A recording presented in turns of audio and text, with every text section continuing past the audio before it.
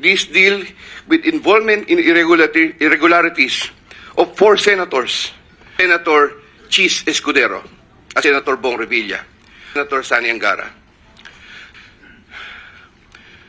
Senator Nancy Binay, Congressman Saldico. So can we just proceed? We have a long Sabi ko day. po yung tungkol kay Mr. Saldico. Kung Alright. sakaling halimbawa nandito siya, we can invite him. Okay, thank you. No issue there. Okay, so today we will hear the testimony of Mr. or former Undersecretary Roberto Bernardo. Kindly stand up so your oath will be administered by the Director General of the Bureau. Do you swear or affirm to tell the truth, the whole truth, and nothing but the truth in this proceeding? Thank you. You may take your seat. Thank you. Are you ready to make your statement? Yes po, Mr. Chair. You may proceed.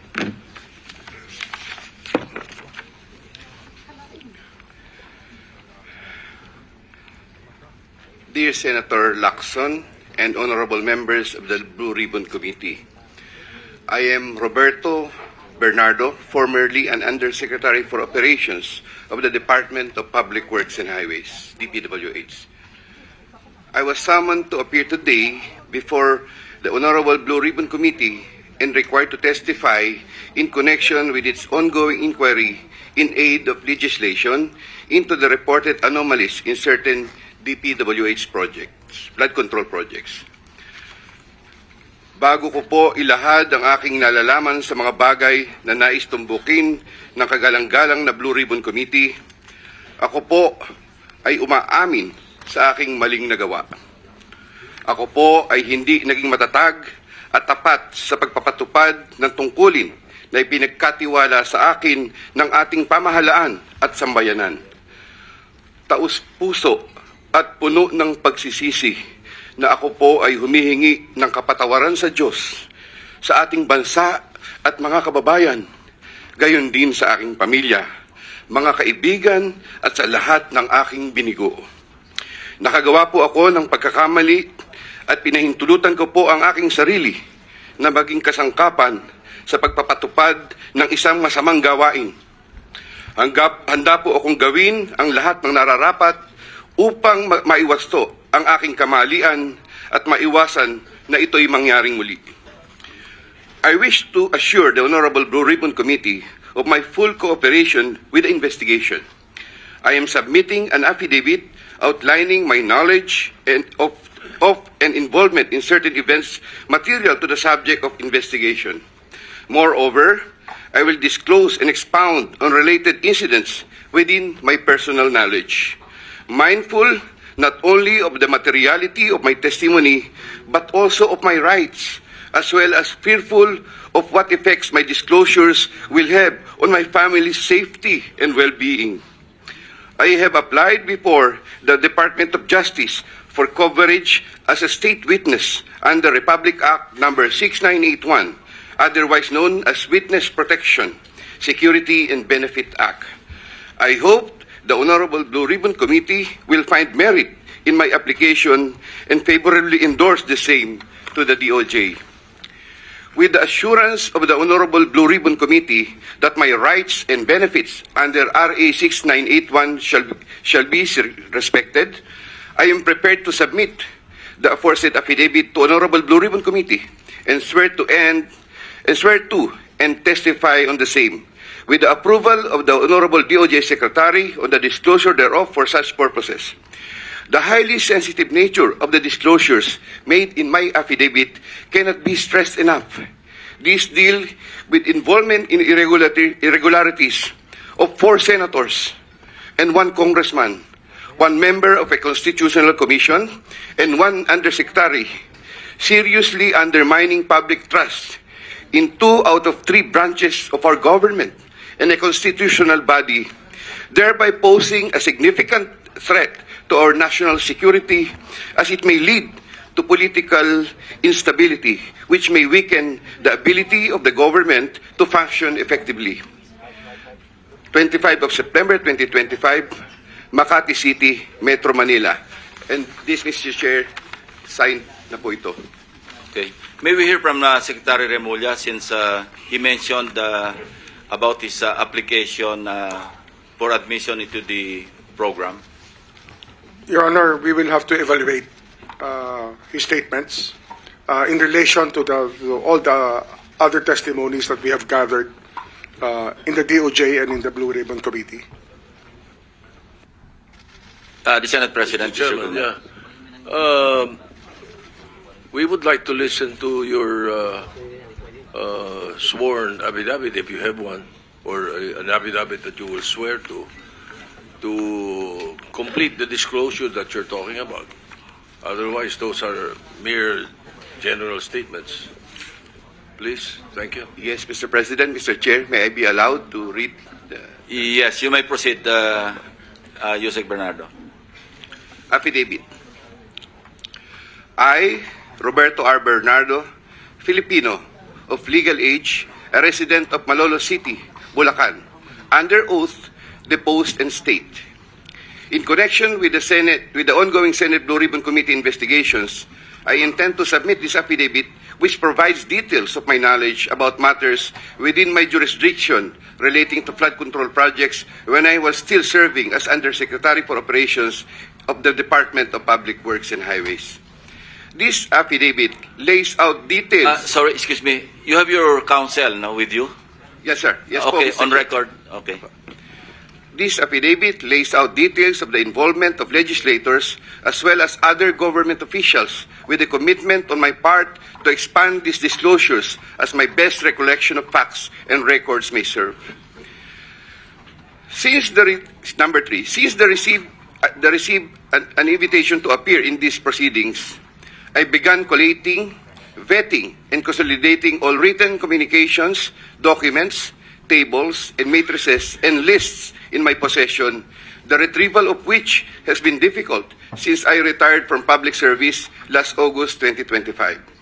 With the benefit of more time and greater freedom to access files, I am confident that I can provide even more material and relevant evidences that would clarify the issues once and for all. Number 4, more importantly, I am executing and submitting this affidavit with my full and absolute consent as an integral part of my application to be admitted under the Witness Protection Program through the favorable recommendations of the Honorable Chairman of the Blue Ribbon Committee, Senator Ping Lacson, and the Honorable Senate President, Tito Soto, under Section 4, as well as Section 10 of Republic Act Number 6981, otherwise known as Witness Protection, Security, and Benefit Act before the Department of Justice. I attest and confirm that the names, dates, and transactions mentioned hereunder are based on my direct personal knowledge and have ample documentary support where necessary or desirable if given full opportunity to retrieve the same. Background facts. I earned my bachelor's degree in Bachelor of Science in Civil Engineering in 1984. I am a registered civil engineer by profession. In the year 1985, I began my 40-year stint in the DPWH as a laborer. I then climbed the ranks through the years as Associate Civil Engineer, Engineer 2, Engineer 3, and as Assistant District Engineer, Assistant Regional Director. I then became Assistant Regional Director CESO 4 sometime in 2012 until my appointment as Assistant Secretary in 2016. I finally became Undersecretary more than a year later and remained such until my retirement on August 2025. I met former District Engineer Henry Alcantara during my assignment in the Laguna 2nd District Engineering Office. Engineer Alcantara, Engineer Bryce Hernandez, Engineer J.P. Mendoza, and Engineer Algie Jumasig all belong to the Bulacan 1st DEO. 2020-2040 scheme. Sometime after the State of the Nation address of President Ferdinand Bongbong Marcos Jr. in July 2025, and while I was already on sick leave, I heard from Secretary Bonoan for the first time that Engineer Alcantara, Engineer Hernandez, Engineer Mendoza, and Engineer Dumasig were engaged in contracting activities using the licenses of other contractors. Subsequently, Engineer Hernandez confirmed this arrangement through one of the legislative hearings and by other contractors whose license they used. According to Bryce Hernandez, their sharing is 20-20-20-40% from these activities. My understanding is that they had prepared and signed documents for purposes of collecting payments, which they then apportioned the profits amongst themselves. However, I must admit that I have no personal knowledge on the exact actions they took to accomplish this scheme, and I can only be asked general questions on the systems in place that would have allowed this modus operandi to happen. I categorically state that I have neither knowledge nor participation in these business activities, which were entirely done by Engineer Alcantara, Engineer Hernandez, Engineer Mendoza, and Engineer Dumasig on their own. Ghost projects. At about the same time, after the 2025 SONA, I also heard for the first time that aside from the 2020-2040 scheme, there were flood control projects, ghost projects, for which Engineer Alcantara, Engineer Hernandez, Engineer Mendoza, and Engineer Dumasig were also responsible. These were confirmed later by Secretary Bunaan during a separate legislative hearings. I called up Engineer Alcantara to ask him about these flood control ghost projects. He denied any participation. Subsequently, he likewise told me that he even convened the officers of Bulacan First DEO to confront them about these ghost projects, and that some officers, it was Engineer Hernandez who was the primary person responsible for the same. In the exact words of Engineer Alcantara, si Bryce po yan. I categorically state that I have neither knowledge nor participation in these flood control ghost projects. Congressman Saldico. My personal knowledge regarding Congressman Saldico are set out as follows. Congressman Saldico one time called me to say that he met Engineer Alcantara and wanted to confirm, maayos bang kausap si Engineer Alcantara? To which I replied, maayos po. Engineer Alcantara then told me that Kong Saldico was asking for a 25% commission, and out of that amount, 2% was to be shared equally between Engineer Alcantara and myself. In his exact words, Boss, hati na tayo sa 2%. Furthermore, Engineer Alcantara would tell me every time that he made deliveries of cash to Congressman Zaldico in compliance with his commitment to Congressman Zaldico.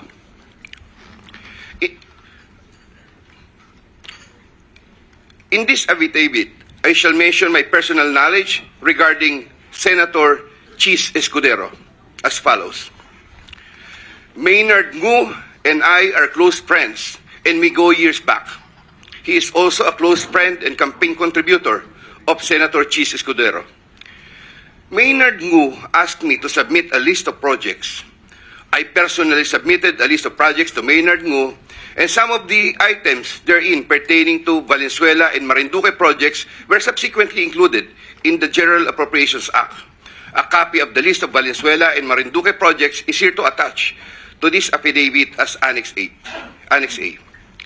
When I gave him the list and in relation to the commitment, I asked him, Boss, paano to? Maynard replied, bahala ka na. I asked, Boss, okay na ba ang 20%? Maynard said, okay. After inclusion of the projects in the GAA, I delivered 20% of approximately 800 million or about 160 million to Maynard Ngu, which was meant for Senator Escudero. Finally, I would like to add that deliveries of cash were personally made to me, by me, to Maynard Ngu at his office in Manila. I confirm that Commissioner Lipana requested that he be referred to officers of DPW's Bulacan First DEO. I referred to Engineer Bryce Hernandez. I have no personal knowledge if they were able to secure a project in Bulacan First DEO. Furthermore, and subject to possible referral to an executive session upon the approval of the Honorable Chairman, I attest to the broader systemic issues in DPWs that are widespread. My statements hereunder are based on personal knowledge and direct interactions with the personalities involved with great risk to my safety and that of my family members. I confirm the following. Yusek Traigib Olaybar of DepEd. Yusek Traigib Olaybar used to work for Senator Ramon Bong Revilla and Senator Sani Angara before his appointment as Yusek for the Department of Education. Sometime 2010, I met for the first time Yusek Olaybar, who was then working in the office of Senator Bong Revilla. Later, I learned that he transferred to the office of Senator Edgardo Angara and then later to Senator Sani Angara. Sometime 2024, Yusek Olaybar personally called me for a meeting to discuss about unprogrammed appropriations, supposedly for the office of the Executive Secretary. In the said meeting, he requested me to submit a list of projects. After the meeting, I asked Bulacan First DEO to prepare a list of projects for funding. Thereafter, Engineer Alcantara submitted a list of projects worth 2.85 billion. Here to attach as Annex B is a list of those projects. Subsequently, I submitted this list to Yusek Olaybar. Yusek Olaybar told me that the commitment is 15%. In his words, Boss, 15 yan. Thereafter, the DPWH received a special allotment release order for 2.85 billion for the projects listed in Annex B. Engineer Alcantara, from time to time, would collect and deliver the agreed 15% commitment to me, which I delivered or caused to be delivered to Yusek Olaybar in Magallanes, Makati, and other places.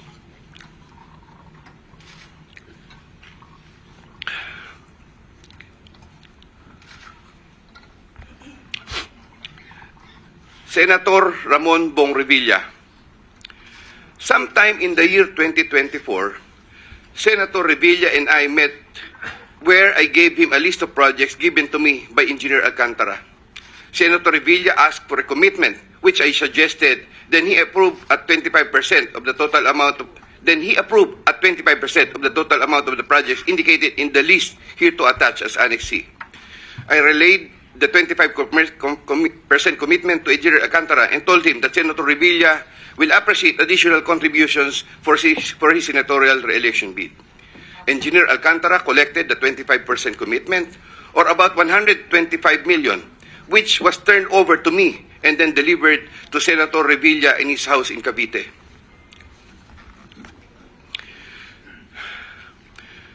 Senator Nancy Binay. Sometime in the year 2024, Carlin Villa, a staff of trusted confidant of Senator Binay, called me and asked for a commitment which was set at 15% of the total amount of the projects indicated in the list here to attach as Annex D. I relayed the 15% commitment to Engineer Alcantara. Engineer Alcantara collected 15% commitment, or about 37 million, which was turned over to me and which I then delivered to Senator Binay at a house in Quezon City. Given the complexities of the transactions and personalities involved, I humbly reserve the right to submit a supplementary affidavit if warranted in the premises. I attest to the truth of the foregoing statements based on my personal knowledge and authentic records.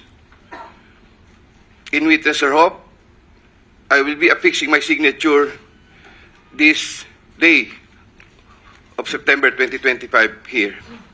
Mr. Chair. Yeah, kindly sign your affidavit in the presence of everybody.